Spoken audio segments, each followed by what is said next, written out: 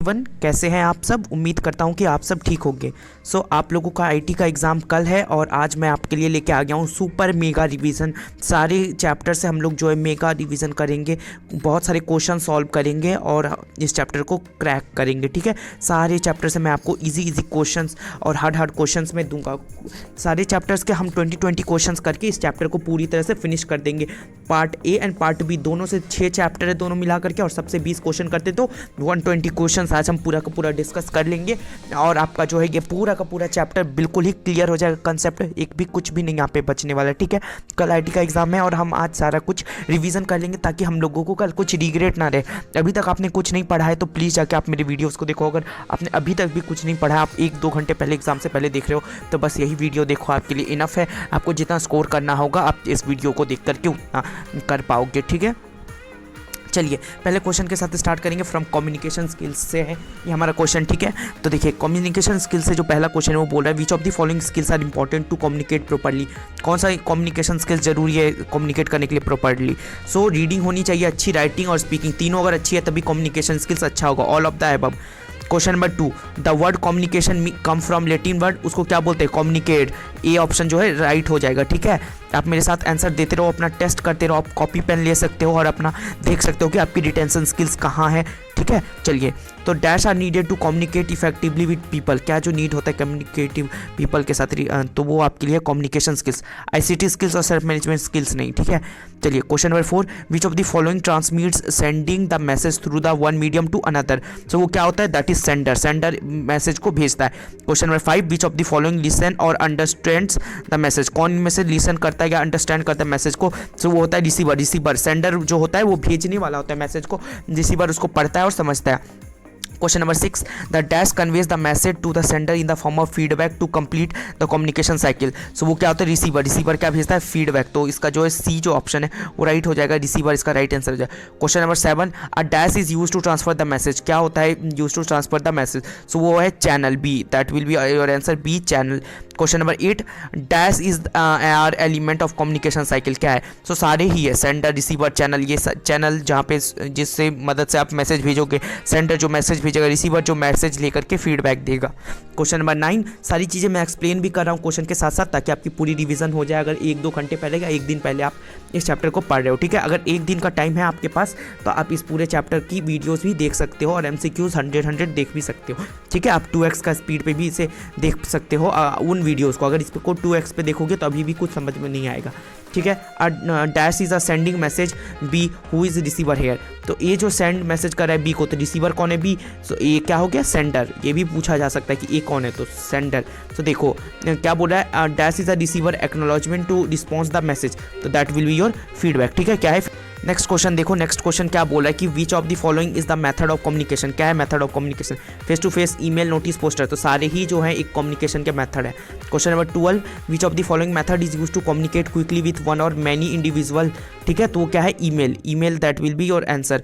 Email जो है वो क्या होता है, एक या एक से ज़्यादा के साथ आप कम्युनिकेट कर सकते हो, बट वेरियस लोकेशंस पे अगर आप ज़्यादा के साथ करना है तो नोटिस एंड पोस्टर्स का यूज़ करोगे। अगर बड़ा लार्ज ग्रुप है ना, बहुत बड़ा लार्ज ग्रुप है, तो वहाँ पे नोटिस और पोस्टर्स का यूज़ करोगे, फेस टू फेस कर नहीं सकते हैं। क्वेश्चन नंबर 13 क्या बोला, which of the following method is use to communicate when the same message has to go out the large number of people. तो उसको नोटिस और पोस्टर लगाएंगे जब बहुत बड़े ग्रुप को देना होगा। तो question number 14, Ananya is the manager of a store, many works under her, which of the following method is effective to inform everyone about the change in duty hours. तो वो क्या हो जाएगा, that is notice and posters. क्या नहीं, तो वो अगर अपने करिए तो वो हो जाएगा ईमेल। ठीक है, बी ईमेल। तो email will be your right answer. Question number 15, choosing the right method of communication. क्या बोला, choosing the right method of communication depends on, उस पर किस पे डिपेंड करता है, टारगेट ऑडियंस पे, कोर्स पे, अर्जेंट प्रायोरिटी पे, सभी चीज़ों पे। तो all of the above, D इसका राइट आंसर है। Question number 16, which of the following is an element of communication process cycle. 7 C's मैंने आपको बता रखा था, इसमें से जो है टाइम जो है क्या है, नहीं है उसका। ठीक है, चलिए चैनल है, रिसीवर है, सेंडर, सारी चीज़ें। 17 नंबर क्या बोल रहा है, Suman needs to apply leave at work, which method of the communication she will use. तो वो क्या करेगी, ईमेल भेजेगी अपने कंपनी वालों को कि उसको जो है आज के दिन की लीव चाहिए। क्वेश्चन नंबर 18 क्या बोल रहा है, in which of the following method the communication body language can be seen, तो वो क्या हो जाएगा, that is face to face communication में जो है आपकी बॉडी लैंग्वेज देखी जाएगी। क्वेश्चन नंबर 19 और 20 जो इसका लास्ट क्वेश्चन होगा। तो क्वेश्चन नंबर 19 देखो, that's one of the most effective commonly use way of the communicating, so that will be your speaking. Speaking जो है सबसे ज़्यादा इफेक्टिव वे है ना, लेकिन सही वर्ड्स का यूज़ करना चाहिए आपको। क्वेश्चन नंबर 20 क्या बोल रहा है कि dash include sounds, voice, words, tone and speech, तो वो क्या होता है, that will your verbal communication. ये वर्बल कम्युनिकेशन आपकी वर्ड्स, लैंग्वेज, स्पीच, और नॉन वर्बल रहता तो वो आपकी बॉडी लैंग्वेज वगैरह को देखते हैं, ठीक है ना, वॉइस टोन वगैरह नहीं देखते उसमें। चलिए आगे चलिए अब स्टार्ट करते हैं सेल्फ मैनेजमेंट स्किल्स का एमसीक्यू क्वेश्चंस, ठीक है। कम्युनिकेशन स्किल्स कंप्लीट हो गया, 20 क्वेश्चंस उसके कर लिए, हमें फटाफट सारे चैप्टर को रिवाइज करना है ना। चलिए एग्जाम देने भी जाना है आपको। So dash states make a person वॉरेमाइज less productive and may lead to the various disorders, तो वो क्या हो जाता है, निगेटिविटी। तो निगेटिविटी अगर है तो वो क्या हो जाएगा, बहुत ही ज़्यादा वरी हो जाएगा, बहुत ही ज़्यादा लेस प्रोडक्टिव हो जाएगा, negativity right answer. Stress refers to dash strain और टेंशन, तो वो क्या हो जाता है, फिजिकल, मेंटल, इमोशनल सारे ही, तो all of the above. Stress लोगे तो ये सारी चीज़ें हो जाएंगी, स्ट्रेस मत लेना, एग्जाम का स्ट्रेस तो बिल्कुल मत लेना, मैं हूं ना आपके साथ, सारी चीज़ें क्लियर हो जाएंगी। Dash refers to the human efforts maintaining healthy body and mind, so वो क्या हो जाता है, that will your stress management. ए क्या हो जाएगा, वो स्ट्रेस मैनेजमेंट। यहाँ पूछा stress causing agent are, stress causing agent क्या क्या है, मेंटल, फिजिकल, फाइनेंशियल, तो सारी चीज़ें जो है स्ट्रेस दे सकती है, मेंटली, फाइनेंशियली, फिजिकली। स्टूडेंट्स में feel dash stress if they are unable to submit their assignment, जो कैसा फील करेंगे, मेंटल, उसके मन में क्या होगा, बहुत सारे ख्याल उत्पन्न होंगे। Issues are related to health of individual can lead low self esteem and cause dash stress, तो वो क्या हो जाएगा, that is the physical stress को वो करेगा ना, अगर हेल्थ को अगर बाहर से वो खराब करता है तो वो फिजिकली लगेगा। Question number 17, important state management is, importance of stress manage करना क्यों जरूरी है, इंप्रूव करेगा मूड को, बूस्ट करेगा इम्यून सिस्टम को, इंक्रीज करेगा इफिशिएंसी, तो डी, इन सारी चीज़ों को अगर इंप्रूव करना है तो स्ट्रेस को दूर भगाओ। तो चलिए आगे चलते हैं। सो नेक्स्ट क्वेश्चन बोला, breathless, dry mouth, butterflies, stomach, indigestion sign किसका है। किस चीज़ का है, तो फिजिकल का है। फिजिकल क्या होता है, स्ट्रेस अगर लेते हो तो स्ट्रेस मैनेजमेंट प्रिवेंट किस चीज़ से करता है, साइकोलॉजिकल और बिहेवियरल प्रॉब्लम्स से, दोनों से ही बचाता है। Question number 10, irritation, impatience, loneliness, upset mood, in anxiety sign of dash stress, ये सब जो है ये कौन से स्ट्रेस के क्या है, साइन है आपके पास, तो आपको ये पता होना चाहिए कौन से स्ट्रेस के साइन है, that is your mental stress के साइन है, ठीक है। Question number 11, which of the following help to manage stress, क्या मैनेज करने में, स्ट्रेस में मदद करेगा इनमें से। सेल्फ अवेयरनेस, सिम्टम्स और speaking out of the well wishers, family, friends, ये दोनों ही मेथड, ऑप्शन नंबर यानी कि सी, इन दोनों ही मेथड के मदद से आप क्या कर सकते हो, स्ट्रेस को मैनेज कर सकते हो, तो both of the above will be right answer. Question number 12, dash is an are stress management techniques, क्या इनमें से स्ट्रेस मैनेजमेंट, फिजिकल एक्सरसाइज बिल्कुल है, योगा, मेडिटेशन सब चीज़ कीजिए, डी, तो आपका स्ट्रेस मैनेज होके रहेगा, ठीक है, एग्जाम का स्ट्रेस बिल्कुल नहीं लेना है। क्वेश्चन नंबर नेक्स्ट क्या बोला है 13, dash includes the series of posture breathing exercise to control body and mind, meditation, yoga, physical exercise, तो वो क्या होता है, योगा जो इंक्लूड करेगा पोस्चर, ब्रीथिंग एक्सरसाइज, आपके बॉडी को कंट्रोल करने के लिए।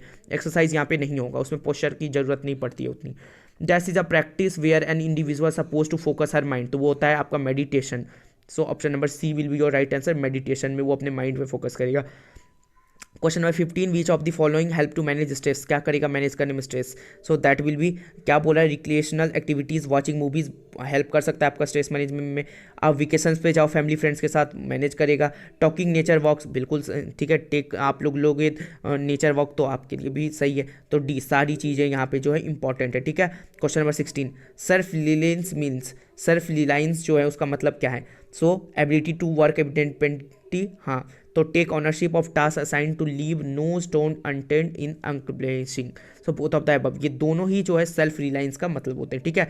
चलिए question number 17, having conscious knowledge of your own self capabilities, feeling one's own character is called, इसको बोलते हैं सेल्फ अवेयरनेस, खुद के बारे में पता होना, ठीक है ना। Ability to work independently can be enhanced by being, वो क्या, self aware, self motivated, self regulated, या ऑल ऑफ द वे, तो ऑल ऑफ द अबव की मदद से आप क्या कर सकते हो, एबिलिटी टू इंडिपेंडेंट, सारी चीज़ें, सेल्फ मोटिवेटेड हो तो आप किसी भी काम को कर सकते हो, सेल्फ अवेयर हो तो उस चीज़ों के बारे में अवेयर, तो आप उस चीज़ को अच्छे से कर पाओगे, सेल्फ रेगुलेटेड हो तो आप उस चीज़ों को बड़े ही फोकस के तरीके से कर पाओगे। 19, importance of ability to work independently, वो क्या होता है, that will be ensure greater learning, बिल्कुल सही, it ensure creativity of satisfaction among individual, C, both of the above will be right answer. Question number 20, which of the following is not an stress management technique, इनमें से क्या नहीं है एक stress management technique. Taking nature walk है, focusing on the negative aspect नहीं है, maintaining positive ये है, मतलब ऑप्शन नंबर यहाँ जो बी है ये राइट आंसर हो जाएगा। सो ये जो 19 था इसका सी और 20 का ये बी नंबर। कैसे हुआ मैंने आपको अभी समझाया। चलिए नेक्स्ट चैप्टर पे बढ़ते हैं। देख लो अब नेक्स्ट चैप्टर है और ये लास्ट चैप्टर है सेशन ए का, एम्प्लॉयबिलिटी स्किल्स का, ठीक है। सो देख लो आईसीटी स्किल्स मैं डिस्कस करते रहा हूँ और आप लोग अभी सभी चीज़ें समझ लो, ठीक है, एमसीक्यूज के साथ। आईसीटी का मतलब होता है इंफॉर्मेशन एंड कम्युनिकेशन टेक्नोलॉजी ए। फिर बोला computer is an electronic machine, आप सभी को पता है, बचपन से ही पढ़ते आ रहे हो। Question number 3, ICT refers to the all method tools concept related to क्या, स्टोरिंग डिजिटल इंफॉर्मेशन और रिकॉर्डिंग डिजिटल इंफॉर्मेशन और सेंडिंग डिजिटल इंफॉर्मेशन। तो डी, इन सारी चीज़ों को आईसीटी कंसिस्ट करता है। Which of the following ways जो है आर यूज टू रिकॉर्ड और स्टोर इंफॉर्मेशन, कौन सा, तो ये जो सारे मेथड है, पेपर पेन से लिखो, रीडिंग टाइपराइटर का, कंप्यूटर, सारे ही method. Physical part of computer क्या बोला जाता है, फिजिकल पार्ट ऑफ कंप्यूटर को तो हार्डवेयर बोलते हैं, ये हार्डवेयर बोलते हैं। C, which of the following is not a computer hardware, तो वो MS पेंट, ये सॉफ्टवेयर होता है, option number C. Question number 7, which of the following is not an example of software, क्या नहीं है इनमें से एग्जाम्पल एक सॉफ्टवेयर का। सो जो है इनमें, सॉरी, एक एग्जाम्पल है, अगर नहीं रहता तो यहाँ पे कुछ दूसरा ऑप्शन दिया हुआ रहता। अब पूछा एग्जाम्पल, MS वर्ड हाँ है, MS एक्सेल हाँ है, ओपन ऑफिस कैल्क हाँ है, तो D all of the above, यानी कि पूछ रहा है कि सॉफ्टवेयर क्या है, यानी कि कंप्यूटर के अंदर चलने वाली चीज़ें, तो ये सारी चीज़ें।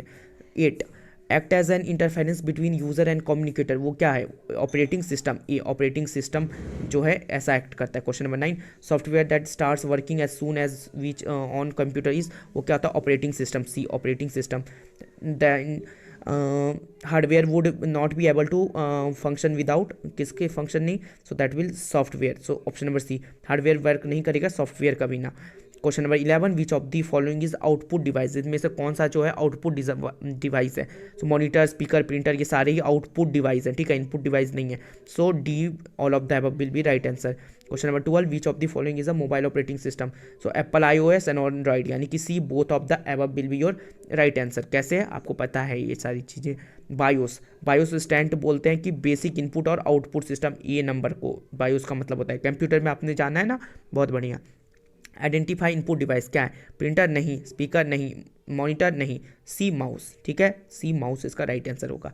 15, a dash is a device use to type text, numbers, commands into the computer, so वो क्या हो जाता है, that will be keyboard, B keyboard, इसी की मदद से हम लोग टाइपिंग वगैरह करते हैं। 16, की labels from F1 to F12 कहते हैं हम लोग फंक्शन की, सी फंक्शन की कहलाता है।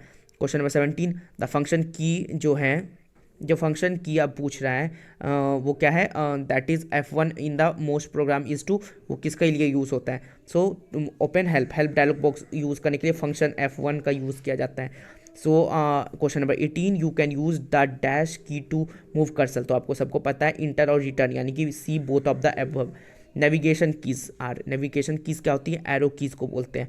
Question number 20, when be insert key is turn on, help to overwrite characters of the left cursor, तो इसका जो राइट आंसर हो जाएगा वो क्या हो जाएगा, that is right, B right इसका आंसर हो जाएगा, बी राइट इसका राइट आंसर। चलिए नेक्स्ट क्वेश्चन पार्ट बी पे पढ़ते हैं। ये पार्ट ए यहीं पे क्या हो गया, कंप्लीट हो गया, एम्प्लॉयबिलिटी स्किल्स यहाँ पे कंप्लीट हो चुका है, ठीक है। अब चलिए part be subject specific skills में चलते हैं। चलिए तो क्वेश्चन देखना स्टार्ट कीजिए part be subject specific skills से। अब पूछ रहा है कि एडवांटेज ऑफ मेल मर्ज क्या है, एडवांटेज ऑफ मेल मर्ज क्या है, टाइम कंज्यूमिंग नहीं, ऐसा नहीं है, लेटर राइटिंग मल्टीपल टाइम्स नहीं, डिफिकल्ट टू इंप्लीमेंट नहीं, तो none of the above will be your right answer.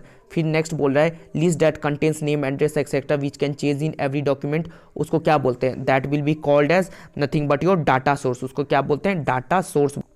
देख लो और क्वेश्चन से we can create template for, ये कुछ अलग क्वेश्चन से देख लो, टेम्पलेट किसके लिए हम क्रिएट कर सकते हैं, लेटर के लिए, फैक्स के लिए, presentation, all of the above right answer हो जाएगा। टेम्पलेट कैन हैव क्या हो सकता है, टेक्स्ट हो सकता है, ग्राफिक, पर्टिकुलर सब्जेक्ट, तो all of the above right answer हो जाएगा। फिर बोला Reena wants to company logo should automatically appear on the top of the document whenever she open the new document, what feature will help to do so, तो वो क्या होगा, that will the template, C option, template का use करेगी तभी उसको बार बार use करेगी। फिर पूछ रहा है for resizing the handles resize image only in one dimension, तो क्या हो सकता है, वो क्या है, ट्रू है, that will be your true, ठीक है। चलिए अरेंज फॉर में आपको डिजिटल डॉक्यूमेंटेशन का करवाते हैं, ठीक है। तो A dash is a set of the format you can apply to selected pages, text and frames, so वो क्या हो सकता है, that will be your style, ठीक है। Next question 2, we can quickly change the appearance of document by applying the styles, so true. हम लोग change कर सकते हैं। क्वेश्चन नंबर 3, स्टाइल का काम ही वही है। Which of the following style is not offered by the openoffice.org, so video style हमको वहाँ से नहीं मिलता है। Question number 4, which of the following style include header, footer, border and margin, so उसको बोलते हैं page style, B page style, क्योंकि ये सारी पेज पे काम हो रही है, ऐसे याद रखो।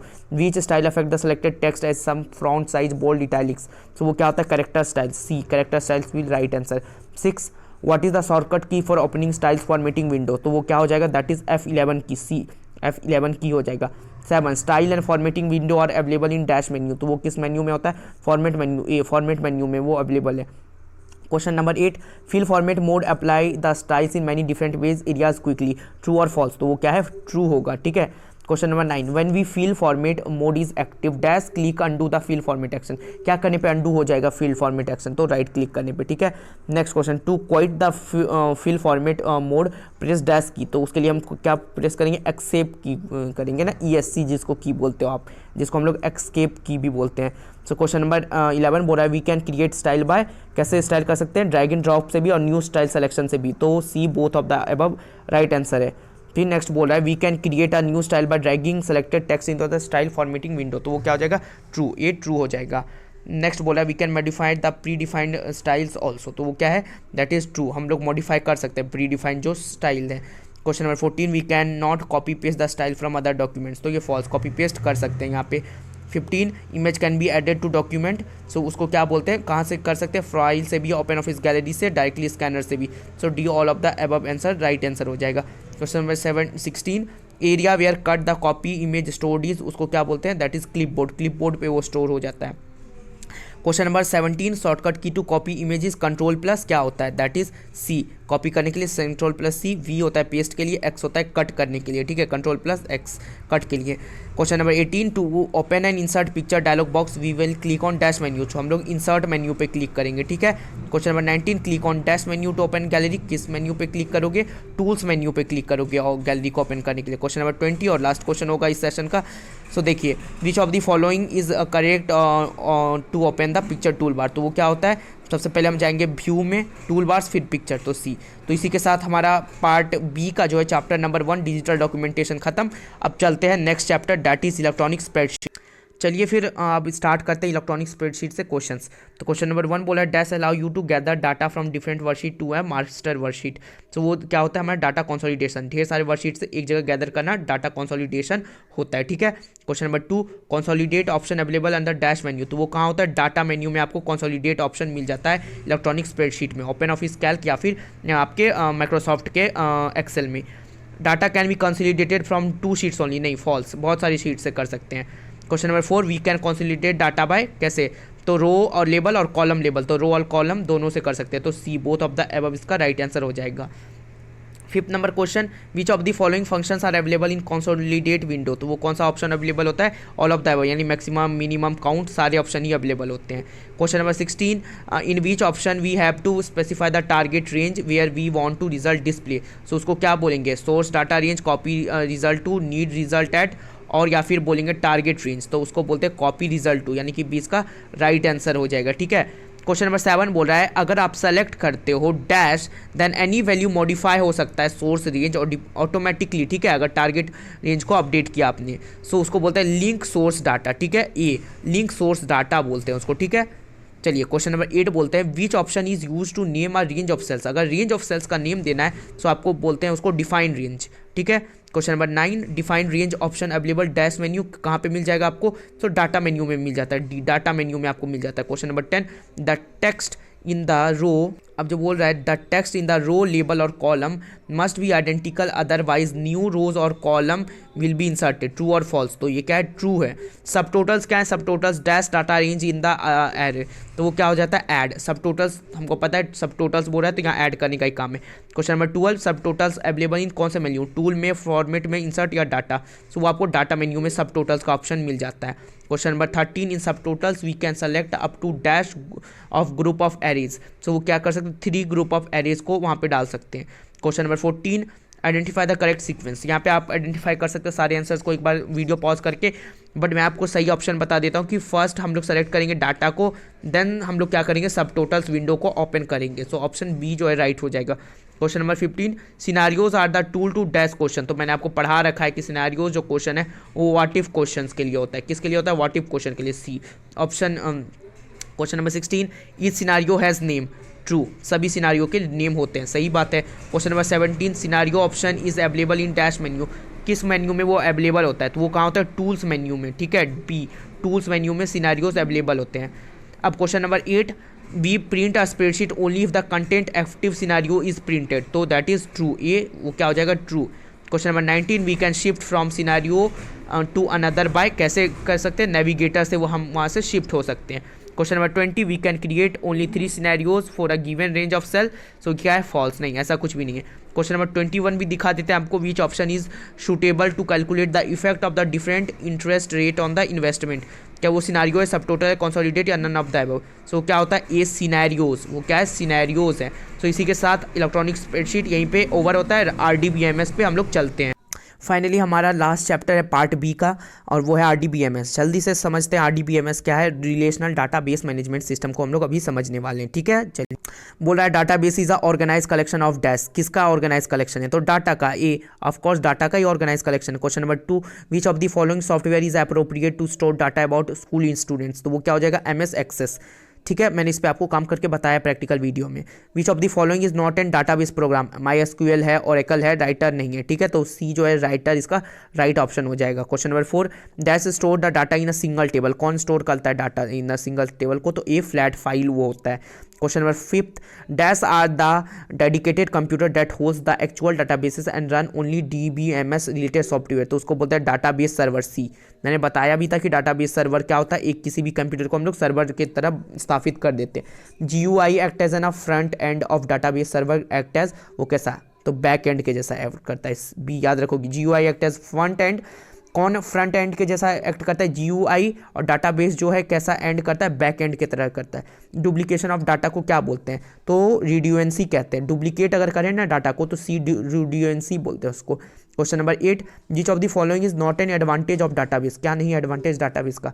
सी, increase the data inconsistency, this is not an advantage. Question number 9, data integrity means that data is accurate consolidated in database. True और false? So this will be your true. Question number 10, a database can only have one table. So false, इसके पास बहुत सारे tables होते हैं database के। Question number 11, which of the following will help to maintain the unique record in a table. क्या करेगा?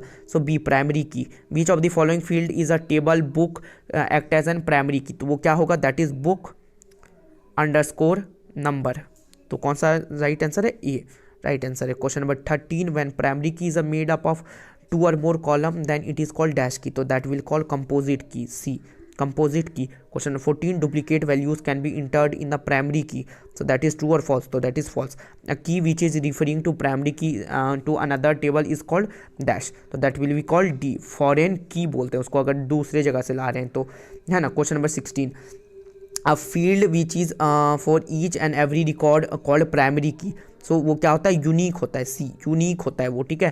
Question number 17, when data is stored maintain and the retrieved from multiple tables then special database software is required. उसको क्या बोलते हैं? RDBMS, यानी कि relational database management system, अगर ज़्यादा अगर करना है तो। Question number 18, identify the foreign key and the table of sales. तो वो आप यहाँ से कर सकते हो आइडेंटिफाई। इसको आप स्क्रीनशॉट लेकर के आप देख लो, ठीक है, या तो वीडियो पॉज कर लो। तो मैं आपको डायरेक्ट आंसर इसका बताता हूँ। ABCD में से सेल्स ID नहीं होगा, प्रॉफिट नहीं होगा, साइलेंट फ़ोन नहीं होगा, ये जो D है silent ID, that will be your right answer.